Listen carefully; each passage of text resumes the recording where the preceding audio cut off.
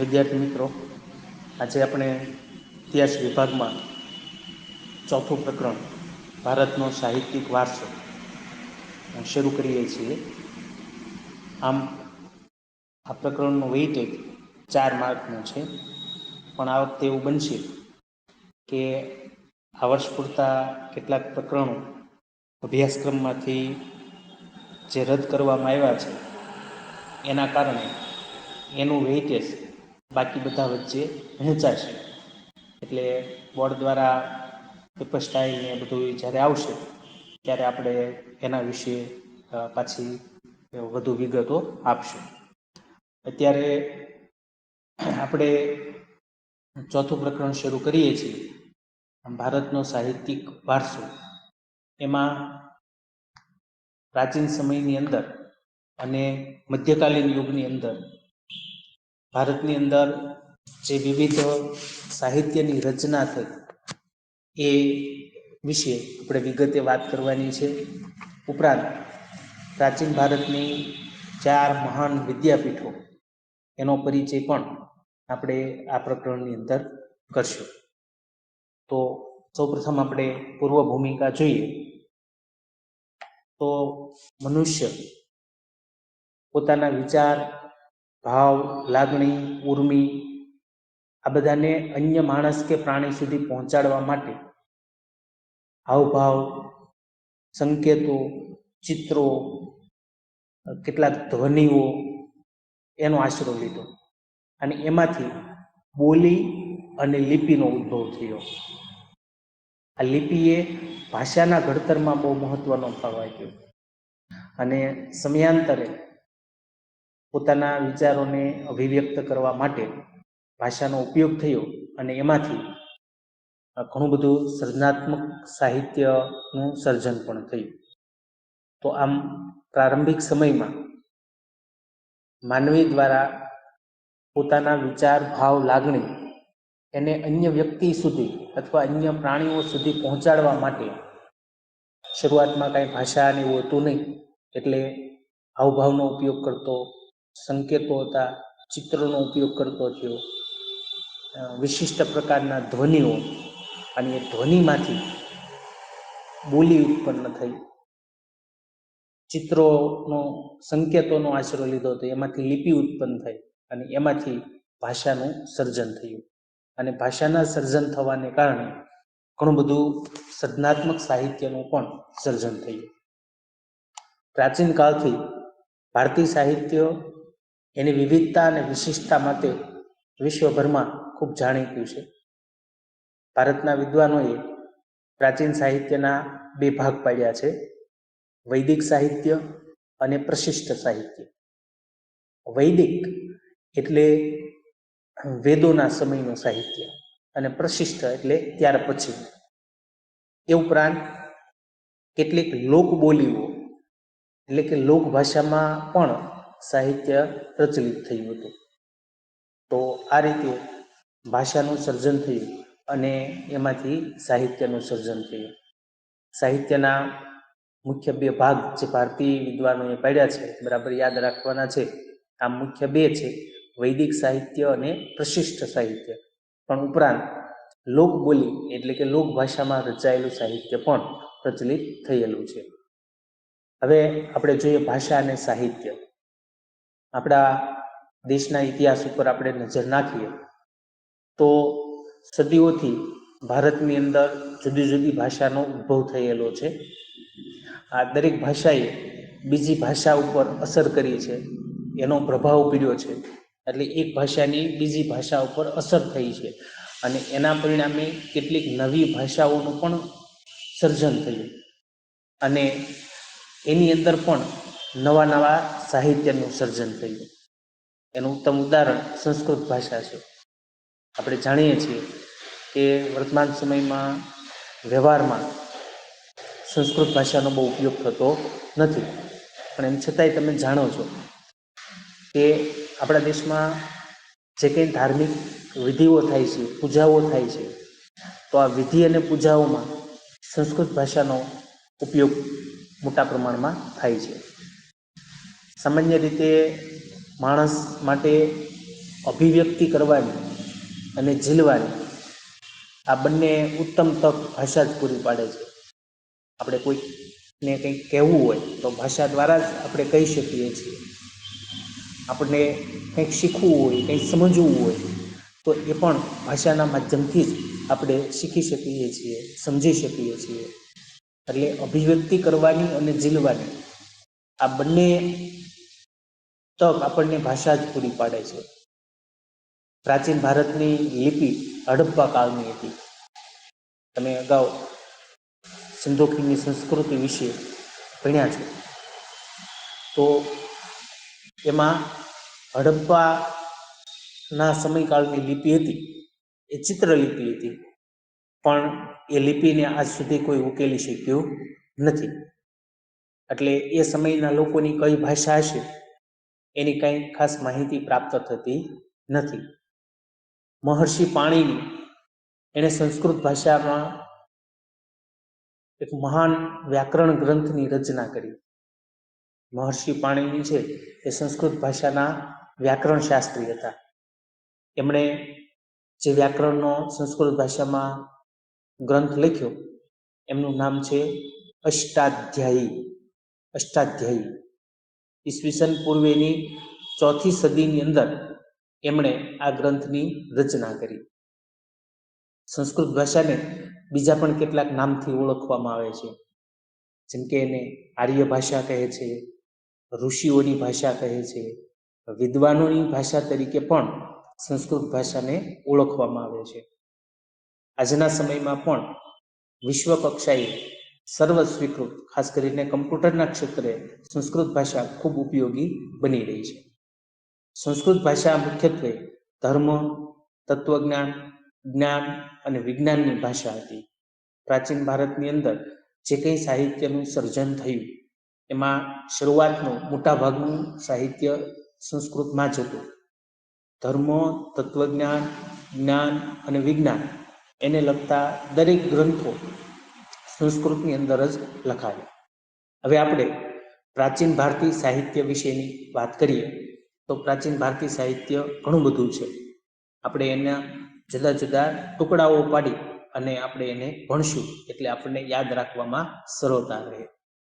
સૌથી પહેલા આપણે વેદ વિશેની વાત કરશું. તો વેદ વિશે તમે ઘણું બધું જાણતા પણ હશો. વેદનો અર્થ થાય છે જ્ઞાન, અને વેદની કુલ સંખ્યા 4 છે. ઋગ્વેદ, સામવેદ, યજુર્વેદ અને અથર્વવેદ, કુલ 4 વેદો છે. ભારતીય સાહિત્યનું પ્રાચીનતમ કોઈ પુસ્તક હોય તો એ ઋગ્વેદ છે. એની અંદર 1028 જેટલી ઋચાઓ છે. ઋચા એટલે શ્લોક. 1028 જેટલી ઋચાઓનો સંગ્રહ ઋગ્વેદની અંદર કરવામાં આવ્યો છે, અને એ 10 ભાગની અંદર વહેંચાયેલો એક અદ્ભુત કહી શકાય એવો ગ્રંથ છે. મોટાભાગની જે ઋચાઓ છે એમાં દેવોને લગતી સ્તુતિ છે. આ બધી સ્તુતિ યજ્ઞ પ્રસંગે કરવામાં આવતી. કેટલીક ઉષાને સંબોધન કરતી સ્તુતિઓ છે. વહેલી સવાર પડે, સવારની દેવી ઉષા છે, તો એને સંબોધન કરતી કેટલીક સ્તુતિઓ ખૂબ જ મનમોહક છે. આ ગ્રંથ સપ્ત સિંધુ પ્રદેશની અંદર વસેલા આર્યોની રાજકીય, સામાજિક, ધાર્મિક અને આર્થિક બાબતોનું વર્ણન કરે છે. શ્લોકો 1028 જેટલા છે. એ શ્લોકોના જે અર્થ કરવામાં આવે છે તો એ અર્થ થતા એ સમયને જે આર્ય લોકો હતા એ આર્ય લોકોના જીવન વિશેની ઘણી બધી માહિતી આ ઋગ્વેદમાંથી પ્રાપ્ત થાય છે. એમની રાજકીય વ્યવસ્થા કેવી હતી, સામાજિક જીવન કેવું હતું, ધાર્મિક જીવન કેવું હતું, કઈ કઈ એ લોકો આર્થિક પ્રવૃત્તિઓ કરતા હતા, આ બધી માહિતી, પ્રારંભિક માહિતી આપણને વેદોમાંથી મળે છે. અને ભારતીય સાહિત્યનું એ સૌથી જૂનામાં જૂનું પ્રાચીનતમ પુસ્તક એ ઋગ્વેદ છે. ઋગ્વેદ પછી બીજા 3 વેદોની રચના થઈ. એમાંનો એક વેદ એટલે સામવેદ. સામવેદ વિશે તમે બહુ સારી રીતે પરિચિત હશો, કારણ કે તમે સંગીત ભણો છો. ઋગ્વેદની જે ઋચાઓ છે એને કઈ રીતે ગાઈ શકાય એનું માર્ગદર્શન સામવેદની અંદર કરવામાં આવ્યું છે. ઋગ્વેદના શ્લોકોને રાગ અને લય સાથે ગવાય એ માટેનું સંપૂર્ણ માર્ગદર્શન સામવેદની અંદર કરવામાં આવ્યું છે, અને એટલા માટે જ સામવેદને સંગીતની ગંગોત્રી તરીકે ઓળખવામાં આવે છે. ત્રીજો વેદ યજુર્વેદ. યજુર્વેદ યજ્ઞનો વેદ કહેવાય છે. યજુર્વેદની અંદર ગદ્ય અને પદ્ય બંને સ્વરૂપે આ વેદ લખાયેલો છે. ખાસ કરીને એમાં યજ્ઞ વખતે બોલવામાં આવતા મંત્રો, યજ્ઞ વખતે થતી ક્રિયાઓ અને વિધિઓનું વર્ણન યજુર્વેદમાં કરવામાં આવ્યું છે. તો ચોથો વેદ અથર્વવેદ, એમાં અનેક પ્રકારના કર્મકાંડો અને સંસ્કારોનું વર્ણન કરવામાં આવ્યું છે. આપણે જે બધી વિધિઓ કહીએ છીએ એ બધા કર્મકાંડ કહેવાય. દાખલા તરીકે મૃત્યુ પછીની જે વિધિ થાય એ કર્મકાંડ કહેવાય. તો આવા ઘણા બધા કર્મકાંડો છે અને સંસ્કારોનું વર્ણન છે. આ સંસ્કાર એટલે શું? તો માનવ જીવન વ્યક્તિ જન્મે ત્યારથી મૃત્યુ પામે ત્યાં સુધી એમનું સમગ્ર જીવન દરમિયાન એણે 16 સંસ્કારોમાંથી પસાર થવું પડે છે. છેલ્લો સંસ્કાર યજ્ઞ સંસ્કાર છે. જન્મે ત્યારે, જન્મના 6 દિવસ થાય ત્યારે આપણે જે છઠ્ઠી કરે એક સંસ્કાર છે. ભણવા જાય ત્યારે એક સંસ્કાર થાય. જનોઈ ધારણ કરવાનો એક સંસ્કાર છે. યજ્ઞોપવિત સંસ્કાર કહેવાય. તો અથર્વવેદની અંદર આવા કર્મકાંડો અને સંસ્કારોનું વર્ણન કરવામાં આવ્યું છે. તો પહેલા ભાગમાં આપણે વેદ વિશેની માહિતી જોઈ. 4 વેદ. વેદનો અર્થ જ્ઞાન. ઋગ્વેદ, સામવેદ, યજુર્વેદ અને અથર્વવેદ. વેદો પછી રચાયા ઉપનિષદો. તો ઉપનિષદ સાહિત્યમાં બ્રહ્માંડનો આરંભ, જીવન, મૃત્યુ, ભૌતિક અને આધ્યાત્મિક જગત, જ્ઞાન, પ્રકૃતિ અને બીજા અનેક દાર્શનિક પ્રશ્નોનું વિવેચન ઉપનિષદની અંદર કરવામાં આવ્યું છે. આ બધા મૂળને લગતા પ્રશ્નો છે. આ બ્રહ્માંડનો આરંભ કઈ રીતે થયો, સૃષ્ટિનું સર્જન કેવી રીતે થયું, જીવન એ શું છે, મૃત્યુ શું છે, ભૌતિક અને આધ્યાત્મિક જગત, જ્ઞાન, પ્રકૃતિ, આવા અનેક દાર્શનિક એટલે તત્વજ્ઞાનના, અંગ્રેજીમાં એના માટે ફિલોસોફી એવો શબ્દ વપરાય છે. આ બધા પ્રશ્નોનું વિવેચન કરવામાં આવ્યું છે, કે સમજાવવામાં આવ્યું છે મૃત્યુ એ શું છે, બ્રહ્માંડ એ શું છે, એનો પ્રારંભ કઈ રીતે થયો. બૃહદારણ્ય અને છાંદોગ્ય એ શરૂઆતના ઉપનિષદો છે, અને ઉપનિષદો સંવાદના સ્વરૂપમાં છે. સંવાદ એટલે એકબીજાની સાથે વાતચીત કરતા હોય એને સંવાદના સ્વરૂપે કહેવાય. દાખલા તરીકે તમે ભગવદ્ ગીતા વિશે વાંચ્યું હશે, સાંભળ્યું હશે, તો એ આખું સંવાદના સ્વરૂપે છે. અર્જુન પ્રશ્ન પૂછે છે અને કૃષ્ણ ભગવાન એને જવાબ આપે છે. વળી અર્જુન પ્રશ્ન પૂછે છે, કૃષ્ણ ભગવાન એને જવાબ આપે છે. તો એ સંવાદ થયો. તો ઉપનિષદો પણ આવા સંવાદના સ્વરૂપમાં છે. મુક્તિકો ઉપનિષદમાં એની સંખ્યા 108 દર્શાવે છે. આપણે જોયું બૃહદારણ્ય અને છાંદોગ્ય એ શરૂઆતના ઉપનિષદો છે. એ ઉપરાંત એક ઉપનિષદનું નામ મુક્તિકો ઉપનિષદ છે. તો એમાં કુલ ઉપનિષદોની સંખ્યા 108 જેટલા છે. ઉપનિષદની અંદર જે કંઈ વિગતો મૂકવામાં આવી છે, જે કંઈ પ્રશ્નોનું વિવેચન કરવામાં આવ્યું છે, એ એટલું ઉચ્ચ કોટીનું છે કે લગભગ વિશ્વની દરેક ભાષાઓમાં ઉપનિષદોના ભાષાંતર થયા છે. અને તત્વજ્ઞાનના, ફિલોસોફીના શ્રેષ્ઠ કહી શકાય એવા ગ્રંથોમાં આ ઉપનિષદોનો સમાવેશ થાય છે. ઉપનિષદો પછી રચાયા બ્રાહ્મણ ગ્રંથો. તો બ્રાહ્મણ ગ્રંથોમાં શું છે, તો વેદની અંદર જે મંત્રો આપવામાં આવ્યા છે એના અર્થ સમજવા માટે એના પર પદ્ય સ્વરૂપમાં રચાયેલી ટીકાઓ એટલે બ્રાહ્મણ ગ્રંથો. એટલે બ્રાહ્મણ ગ્રંથોમાં વેદના શ્લોકો અથવા મંત્રોને સમજવા માટે એની સમજૂતી એની અંદર આપવામાં આવી છે. એની અંદર જુદા જુદા યજ્ઞો અને એને લગતી વિધિઓ માટેનું માર્ગદર્શન બ્રાહ્મણ ગ્રંથોની અંદર આપવામાં આવ્યું છે. ત્યાર પછી આવે છે આરણ્યકો. અરણ્ય, અરણ્યનો અર્થ થાય જંગલ. આર્યો પોતાના જીવનના અંતિમ સમય અરણ્યમાં જઈને ગાળતા. આર્યોની આખી જે જીવન વ્યવસ્થા હતી એ 4 આશ્રમોમાં વહેંચાઈ ગઈ હતી. તમે એ પણ જાણતા હશો. એવી કલ્પના કરવામાં આવેલી કે મનુષ્યનું આયુષ્ય 100 વર્ષનું છે, તો 25-25 વર્ષના 4 ભાગ કરવામાં આવેલા. પ્રથમ 25 વર્ષ એ બ્રહ્મચર્યાશ્રમનો ગાળો છે, પછીના 25 વર્ષ એ ગૃહસ્થાશ્રમ છે, પછીના 25 વર્ષ એ વાનપ્રસ્થાશ્રમ છે, અને છેલ્લા 25 વર્ષ જીવનનો અંતિમ તબક્કો એમાં આ આર્ય લોકો અરણ્યમાં જઈ અને રહેતા, જંગલમાં જઈ અને રહેતા, સંન્યાસાશ્રમ. તો વન અથવા અરણ્ય એમાં આશ્રમ બાંધતા અને ત્યાં સતત એ ઈશ્વરનું ચિંતન કરતા. તો એ જંગલની અંદર જઈ અને એમણે જે ચિંતન કર્યું, એ ચિંતન કરી અને જે એમણે તત્વજ્ઞાનથી ભરપૂર એવા ગ્રંથોની રચના કરી, એ ગ્રંથોને, એ સાહિત્યને આરણ્યકો નામથી ઓળખવામાં આવે છે. પ્રાચીન વૈદિક સાહિત્યમાં ત્યાર પછીનું આવે છે વેદાંત.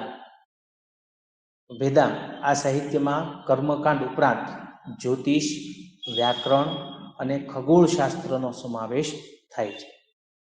તો વિદ્યાર્થી મિત્રો, પહેલો ટુકડો આટલો યાદ તમારે રાખવાનો છે. પ્રાચીન ભારતીય વૈદિક સાહિત્ય. કેટલી બાબતો એમાં આવે તો આપણે આંગળીના વેઢે ગણી લેવાની કે વેદોમાં 4 વેદ, પછી ઉપનિષદ, ઉપનિષદ પછી બ્રાહ્મણ ગ્રંથો પછી આરણ્યકો, અને આરણ્યકો પછી વેદાંત. તો આ પ્રાચીન ભારતીય વૈદિક સાહિત્ય થયું. જે આપણે જોઈ રહ્યા છીએ પ્રાચીન ભારતીય સાહિત્ય જ તે, પણ વેદોના સમયગાળા દરમિયાન આટલું સાહિત્યની રચના થઈ. ત્યાર પછી જે સાહિત્યનું સર્જન થયું એમાં 2 ભારતના મહાકાવ્યો છે. મહાકાવ્ય બોલ્યો એટલે તમને ખ્યાલ આવી ગયો છે કે સાહેબ રામાયણ અને મહાભારતની વાત કરી રહ્યા છે. તો ભારતના 2 મહાકાવ્યો રામાયણ અને મહાભારત, આ બંને પણ પ્રાચીન ગ્રંથો છે. આ મહાકાવ્યોનું જે અત્યારે આપણે જોઈએ છીએ એ સ્વરૂપ છે, એ સ્વરૂપ એમને ઈસવીસનની 2જી સદી દરમિયાન મળ્યું છે. 2 ગ્રંથની વાત કરીએ તો સૌ પ્રથમ આપણે રામાયણ વિશેની વાત કરીએ તો તમે જાણો છો કે આપણા સમાજ ઉપર રામાયણનો પ્રભાવ એ સૌથી વિશેષ જોવા મળે છે. રામાયણમાં ભગવાન શ્રી રામની કથા છે. અયોધ્યાના રાજા રામચંદ્ર એમની કથા છે.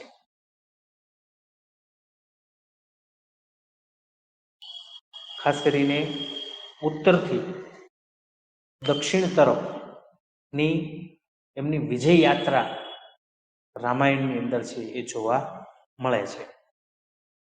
રામાયણના રચયિતા વિશે પણ તમે જાણો છો. રામાયણના રચયિતા વાલ્મીકી છે. વાલ્મીકી ઋષિ દ્વારા રામાયણની રચના કરવામાં આવેલી. રામાયણની અંદર જુદા જુદા કાંડ છે, 7 જેટલા એમાં કાંડ એટલે ખંડ ભાગમાં વહેંચાયેલી છે. અયોધ્યા કાંડ, કિષ્કિંધા કાંડ, સુંદરકાંડ, એવા જુદા જુદા ખંડની અંદર રામાયણ છે એ વહેંચાયેલી છે. એક આદર્શ વ્યક્તિ તરીકેનું ઉદાહરણ શ્રી રામનું વ્યક્તિત્વ આપણને પૂરું પાડે છે.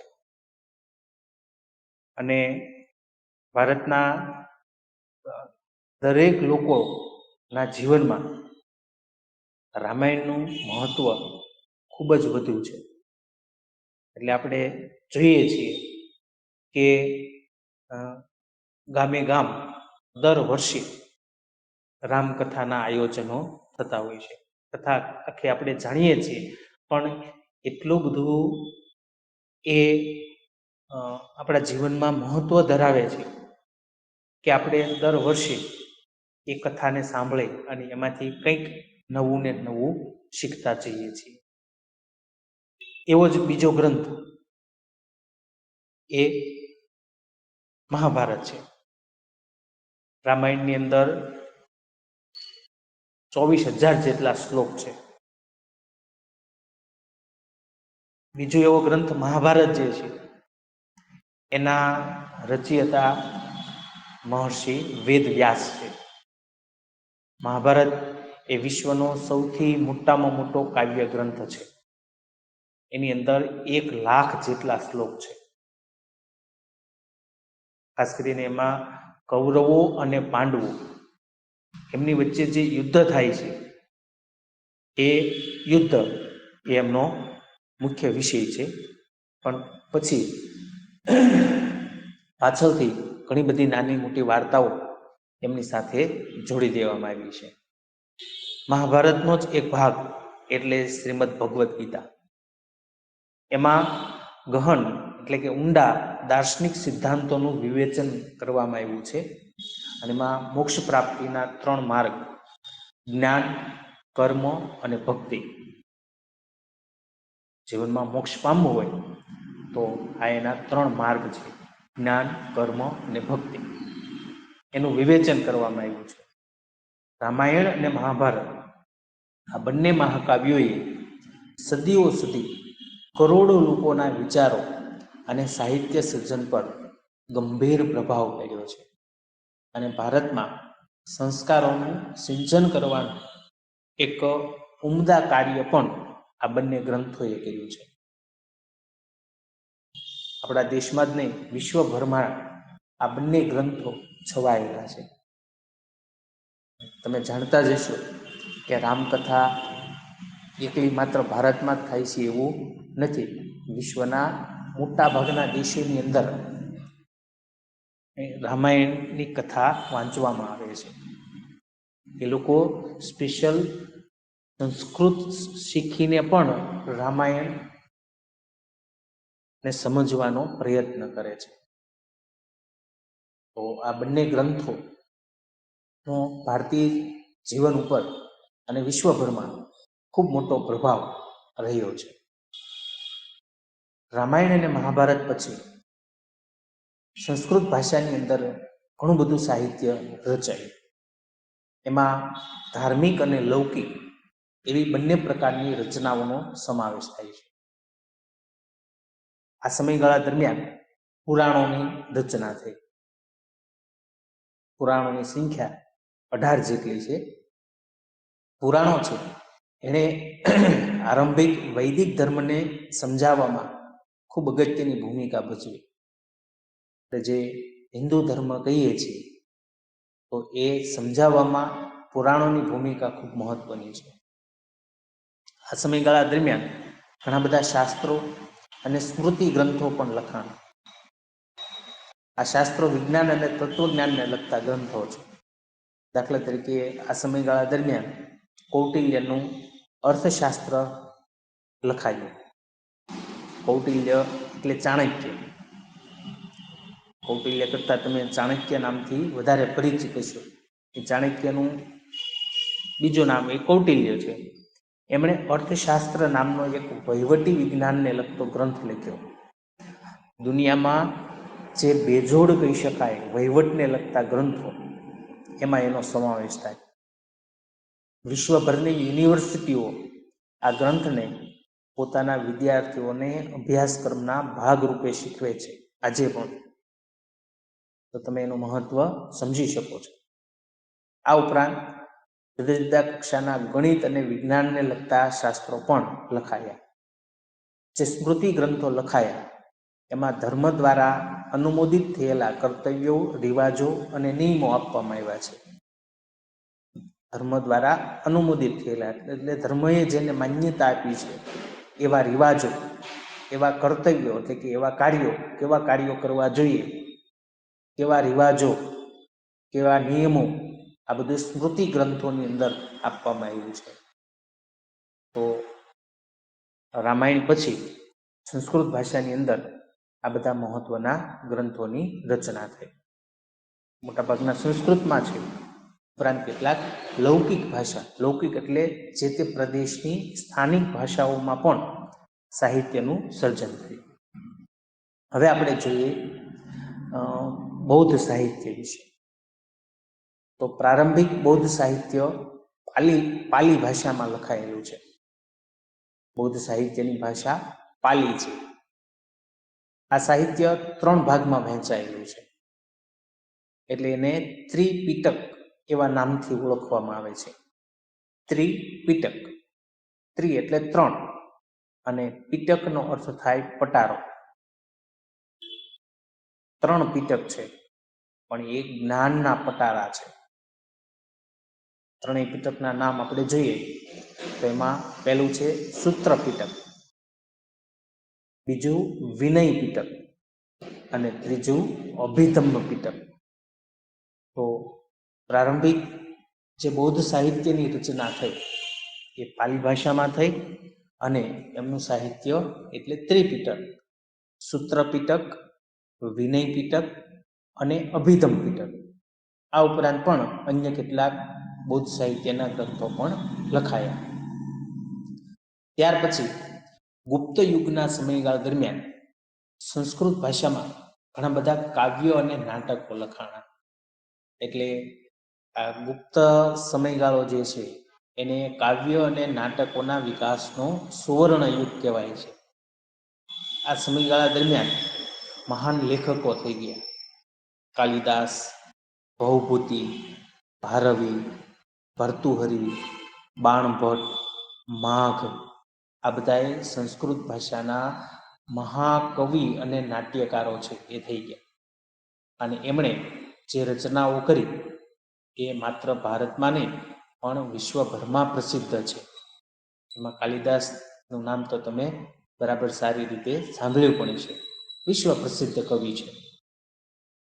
પોતાની ઉત્તમ કાવ્ય કલા અને ઉત્કૃષ્ટ નાટ્ય શૈલી માટે એ ખૂબ જાણીતા છે. એમના જે જાણીતા ગ્રંથો છે એમાં કુમાર સંભવ, રઘુવંશ, મેઘદૂત, ઋતુસંહાર, અભિજ્ઞાન શાકુંતલમ, આ બધા કાલિદાસના મહત્વના ગ્રંથો છે. અભિજ્ઞાન શાકુંતલમ એટલું સુંદર મજાનું નાટક છે કે જર્મનીનો કવિ ગેટે આ નાટકને વાંચી આ ગ્રંથને એ માથા પર મૂકી અને નાચવા માંડેલો. એટલું સુંદર વર્ણન એની અંદર કાલિદાસે કર્યું છે. બાણભટ્ટ એણે હર્ષચરિત નામનો ગ્રંથ લખ્યો. હર્ષચરિત સમ્રાટ હર્ષવર્ધન એનું જીવન ચરિત્ર છે, એમના જીવન વિશે લખેલો ગ્રંથ છે. તો બાણભટ્ટનું હર્ષચરિત જાણીતું છે. બાણે કાદંબરીની પણ રચના કરી છે. આ સમયમાં અન્ય જે પ્રસિદ્ધ ગ્રંથો જોઈએ તો એમાં ભૌભૂતિનું ઉત્તર રામચરિત, ભારવીનું કિરાતાર્જુનીયમ, વિશાખા દત્તનું મુદ્રા રાક્ષસ, શુદ્રકનું મૃચ્છકટિકમ અને દંડીનું 10 કુમાર ચરિતનો સમાવેશ થાય છે. આ ગ્રંથોના મુખ્ય વિષયો જોઈએ કે આ ગ્રંથો લખાયા તો કયા વિષયો ઉપર લખાયા, તો મોટાભાગે ગ્રંથોમાં રાજકીય ઘટનાઓ જોવા મળે છે. કેટલાક ગ્રંથો રાજકીય ઘટનાઓ વિશે છે, પ્રણય પ્રસંગો છે, રૂપકો છે, હાસ્ય પ્રસંગો અને તત્વજ્ઞાનને લગતા વિષયો આ બધા ગ્રંથોની અંદર જોવા મળે છે. તો ગુપ્ત યુગની અંદર સંસ્કૃતની અંદર ઘણા બધા કાવ્યો અને નાટકો લખાયા. આપણે એના કવિઓ અને એની કૃતિઓ વિશેની વાત કરી. આ બધામાંથી ટૂંકનોંધ સ્વરૂપના પ્રશ્નો પૂછાઈ શકે. ગુપ્ત યુગના સંસ્કૃત સાહિત્ય વિશે માહિતી આપો, આવો પ્રશ્ન પૂછાય તો ગુપ્ત યુગના બધા જ કવિ અને નાટ્યકારો અને એમણે લખેલા ગ્રંથો એ તમારે લખવા પડે. 2 માર્કમાં પ્રશ્ન પૂછાય છે, પ્રાચીન બૌદ્ધ સાહિત્યનો પરિચય આપો. તો એ પાલી ભાષામાં લખાયેલું છે, 3 ભાગમાં વહેંચાયેલું છે, એને ત્રિપિટક કહેવાય છે. અને 3 પિટકના નામ સૂત્ર પિટક, વિનય પિટક, અભિધમ પિટક એ તમારે એની અંદર લખવું પડે. રામાયણ અને મહાભારત વિશેનો પ્રશ્ન પણ અગાઉ બોર્ડની પરીક્ષામાં ઘણી બધી વખત પૂછાઈ ગયેલો છે. બંને મહાકાવ્યો વિશે માહિતી આપવાની. તો આખું પ્રકરણ છે એ ખૂબ માહિતીસભર છે. તમારે એની અંદર વિશેષ મહેનતની જરૂર પડશે. દરેક લેખક એમણે લખેલો ગ્રંથ અને એની અંદર શું આવે છે. દાખલા તરીકે રામાયણની આપણે વાત કરી તો રામાયણમાં શેની કથા છે, એના રચયિતા કોણ છે. મહાભારતની આપણે વાત કરી તો શું છે મહાભારત, એના રચયિતા કોણ છે, એમાં કેટલા શ્લોક છે, એમાં કથાનો મુખ્ય વિષય કયો છે. આ રીતે તમારે આ સમગ્ર પ્રકરણના દરેક મુદ્દાઓને બરાબર રીતે યાદ રાખવાના રહેશે. છેલ્લી વાત આપણે પ્રાચીન ગુજરાતી વિશેની વાત કરીએ તો પ્રાચીન યુગની જૂની ગુજરાતી ભાષામાં ઘણું બધું પદ્ય સાહિત્ય રચાયું ને સમય જતાં ગુજરાતી ભાષાનું ખેડાણ થતાં એમાં ઘણી બધી કૃતિઓ પણ રચાય. પ્રાચીન યુગમાં આપણે મહત્વના કવિઓ વિશેની વાત કરીએ તો નરસિંહ મહેતા, મીરાબાઈ, દયારામ, અખો, પ્રેમાનંદ, પ્રીતમ, ગંગાસતી આ બધા મહાન સાહિત્યકારો છે એ થઈ ગયા. એમણે જે રચના કરી એમાં પદો, ગીતો, ગરબી, છપ્પા, આખ્યાન કાવ્યો આ બધી એમની રચનાઓ છે. ગુજરાતી સાહિત્યને સમૃદ્ધ વારસો આપવાનું કામ આ પ્રાચીન કવિઓએ કર્યું છે. નરસિંહ મહેતા એના ભજનો ખૂબ જાણીતા છે, મીરાબાઈના પદ જાણીતા છે, દયારામની ગરબી જાણીતી છે, અખો, છપ્પા જાણીતા છે. તમારે ભણવામાં પણ ગુજરાતીમાં આવતા હશે. આ બધા જ લેખકો કવિઓ. પ્રેમાનંદ એના આખ્યાન કાવ્યો જાણીતા છે. પ્રીતમ એના ગીતો, ગંગાસતીના ભજનો. તો આ બધા પ્રાચીન કવિઓ, સાહિત્યકારોએ ગુજરાતી ભાષાને સમૃદ્ધ કરવાનું કામ કર્યું. અર્વાચીન એટલે કે વર્તમાન સમયની આપણે વાત કરીએ તો એમાં નર્મદ, નવલરામ, કિશોરલાલ મશરૂવાળા, પન્નાલાલ પટેલ, ઉમાશંકર જોશી, મહિપતરામ રૂપરામ, નીલકંઠ, ગોવર્ધનરામ ત્રિપાઠી આ બધા સાક્ષર વર્યોએ ગુજરાતી સાહિત્યને ખૂબ સમૃદ્ધ બનાવ્યું છે. આમાંના મોટાભાગના લેખકો, કવિઓને તમે ગુજરાતી ભાષાની અંદર તમે એનો પાઠ, એના કાવ્યો, એના ગીતો, એના ભજનો એના વિશે તમે અભ્યાસ કરતા હશો. પ્રાચીન ભારતીય સાહિત્ય આપણે જે જોઈએ છીએ એમાં હવે છેલ્લો એક મુદ્દો બાકી રહે છે. એ દક્ષિણ ભારતીય 4 જે દ્રવિડ ભાષાઓ છે એમાં જે સાહિત્યની રચના થઈ, પણ એ વિશેની વાત આપણે પછીના લેક્ચરમાં કરશો. તો આજનું કામ આપણે અહીંયા અટકાવીએ છીએ. આજે આપણે ભારતનો સાહિત્યિક વારસો, એમાં પૂર્વ ભૂમિકા, ભાષા અને સાહિત્ય અને પ્રાચીન ભારતીય સાહિત્ય, જેમાં વેદો, ઉપનિષદો, બ્રાહ્મણ ગ્રંથો, આરણ્યકો, વેદાંત, બે મહાકાવ્યો રામાયણ અને મહાભારત, અન્ય કેટલીક સંસ્કૃત અને લૌકિક સાહિત્યની થયેલી રચનાઓ, જેમાં પુરાણો, કૌટિલ્યનું અર્થશાસ્ત્ર, સ્મૃતિ ગ્રંથો, એના વિશે આપણે વાત કરી. પ્રારંભિક બૌદ્ધ સાહિત્ય, એના વિશે આપણે જોયું. ગુપ્ત યુગનું સંસ્કૃત સાહિત્ય જોયું. અને છેલ્લે આપણે પ્રાચીન અને અર્વાચીન ગુજરાતી સાહિત્ય વિશેની વાત કરી. અહીંયા આપણે આપણું આ લેક્ચરનું કામ પૂર્ણ કરીએ છીએ. મિત્રો, હોમવર્ક માટેનો એક ઓડિયો પણ હમણાં જ મૂકી દઉં છું. આ બરાબર સાંભળી હોમવર્કના પ્રશ્નો બરાબર નોંધી અને 3 વાગ્યા સુધીમાં તમારે એના જવાબ મને મોકલી દેવાના રહેશે. અગાઉ આપણે એક ઓડિયો સમગ્ર ટાઈમ ટેબલ, અભ્યાસક્રમ એના સંદર્ભમાં મૂકેલો હતો. તમે સૌએ સાંભળ્યો છે અને બોર્ડની ગંભીરતાને ધ્યાનમાં લઈ અને દરરોજનું કામ દરરોજ થઈ જાય એ ખાસ ખ્યાલમાં રાખવાનું છે.